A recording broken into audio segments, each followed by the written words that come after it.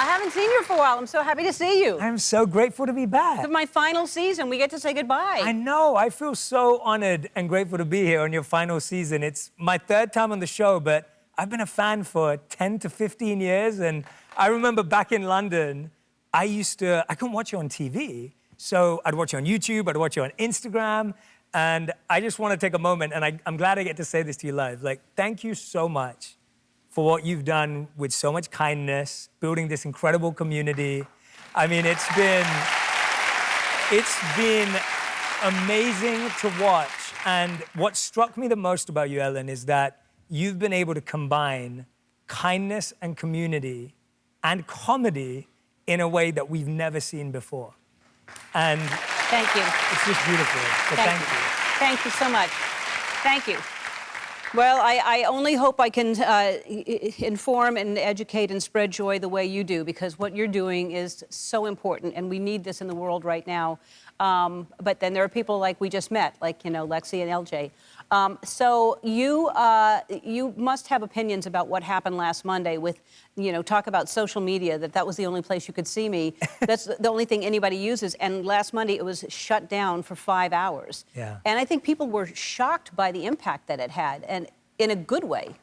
Yeah, I think it was the forced reset that we all needed, but didn't know we needed. Mm-hmm. And sometimes things need to shut down so that we can open up to new possibilities. And I feel for all of us, if you notice with our phones, sometimes they shut themselves down when we don't upgrade them and update them, when we don't reload or recharge them. Our body and minds need the same thing. Yeah. And so we get into this autopilot of doing the same thing again and again and again, our routines and our habits. And we need something like this to disrupt that pattern and say, hey, try something new. But what happens when a phone doesn't shut down? I mean, how do we implicate that ourselves without waiting for something to do it for us? I think that's a great question. We don't have to wait for something to break so that we can take a break. And one of the best ways to do that is something I call the 3 C's. So the first is coaching. What we need to do is try and take a small step in the right direction. What we try and do is we try and wake up 2 hours earlier. Just wake up 15 minutes earlier. We try and go to the gym every day. Go to the gym once a week to start off with. The second thing is consistency.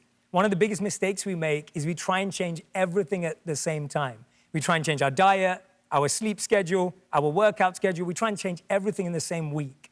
Do 1 per week. And finally, community. You have to do things with friends. You have to take other people on the journey with you. So if you want to break a pattern or break a habit, this is the best way to start. Yeah, it is easier to do something with somebody else, no matter what it is. Yes. And so we have to talk about this. Now, I am not a tea drinker, but Portia is a huge tea drinker, being from Australia. Wait for it to try. She's gonna love this. It's called Sama, and it's different teas for different moods, right? Yeah, absolutely. So the reason why me and my wife wanted to start a tea company, for me, one of my earliest memories is being picked up from my mother after school, and we'd go home, and just before dinner, we'd always have a cup of tea together.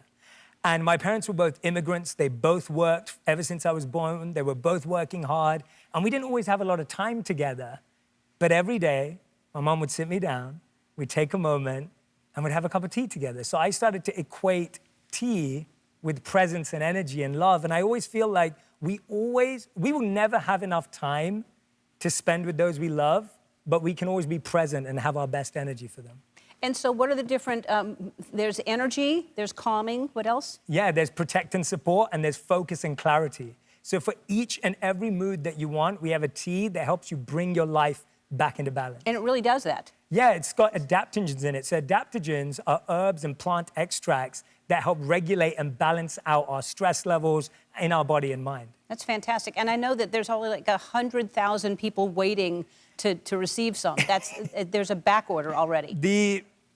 The response has been phenomenal, Ed, and it's so humbling. I'm so grateful to everyone who's supporting the tea. I'm excited to share it with Portia now, and if there's any left, and look, this is an empty. Oh, there's some in there. All right, good. All right, yeah, I can't wait. She's gonna love it. All right, we're gonna take a break, and we're gonna take some questions from the audience. Jay is a brilliant man at helping us figure out our lives. We'll be back.